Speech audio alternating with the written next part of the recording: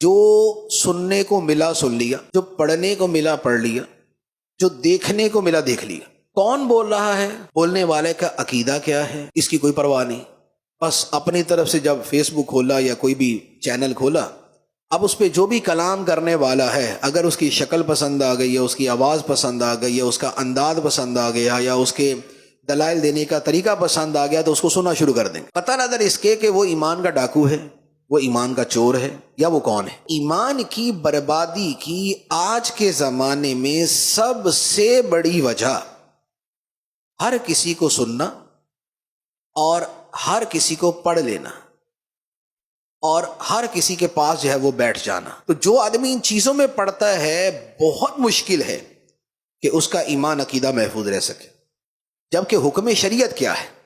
حکم شریعت کیا حکم شریعت یہ ہے کہ جس کو مرضی سن لو؟ جیسے لوگ کہتے ہیں جی سنو سب کی کرو من کی، کہ کرو اپنی، سن بھلے جس کو مرضی لو۔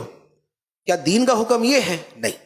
اللہ تعالیٰ ارشاد فرماتا ہے وَإِمَّا يُنْسِيَنَّكَ الشَّيْطَانُ فَلَا تَقْعُدْ بَعْدَ الذِّكْرَىٰ مَعَ الْقَوْمِ الظَّالِمِينَ۔ اور اگر تجھے شیطان بھلا دے کہ بھول کر تم غلط لوگوں کے پاس بیٹھ جاؤ، گمراہ لوگوں کے پاس بیٹھ جاؤ، دین ایمان برباد کرنے والوں کے پاس بیٹھ جاؤ، کیسے؟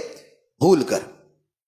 تو فرمایا فَلَا تَقْعُدْ بَعْدَ الذِّكْرَىٰ مَعَ الْقَوْمِ الظَّالِمِينَ، تو یاد آنے کے بعد ظالموں کے پاس نہ بیٹھنا۔ مسلم شریف کی حدیث ہے، نبی پاک صلی اللہ علیہ وآلہ وسلم نے فرمایا گمراہ لوگوں کے حوالے سے ایاکم و ایاہم لا یضلونکم ولا یفتنونکم، فرمایا کہ تم انہیں یعنی گمراہ لوگوں کو اپنے آپ سے دور رکھو اور خود ان سے دور رہو، یعنی نہ تم ان کے پاس چل کے جاؤ اور نہ انہیں اپنے پاس آنے دو کہ وہ چل کر آئیں کہ جی ہم آپ سے کوئی بات کرنا چاہتے ہیں، یا آج کے زمانے میں یہ کہہ لیں کہ نیٹ کے اوپر سوشل میڈیا پہ تو چیزیں چل کے ہمارے پاس آتی ہے نا، تو ان کو اپنے پاس نہ آنے دو اور خود چل کر وہاں نہ جاؤ۔ کیوں؟ فرمایا لا یضلونکم ولا یفتنونکم، کہیں وہ تمہیں گمراہ نہ کر دیں، کہیں تمہیں فتنے میں نہ ڈال دیں۔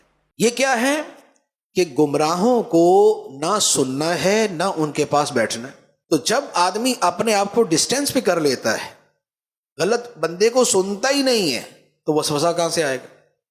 غلط شے کو پڑھتا ہی نہیں ہے تو وسوسہ کہاں سے پیدا ہوگا؟ تو لہٰذا دین ایمان کی حفاظت کا طریقہ یہ ہے کہ گمراہ لوگوں کو کسی بھی طور پہ نہ سنیں۔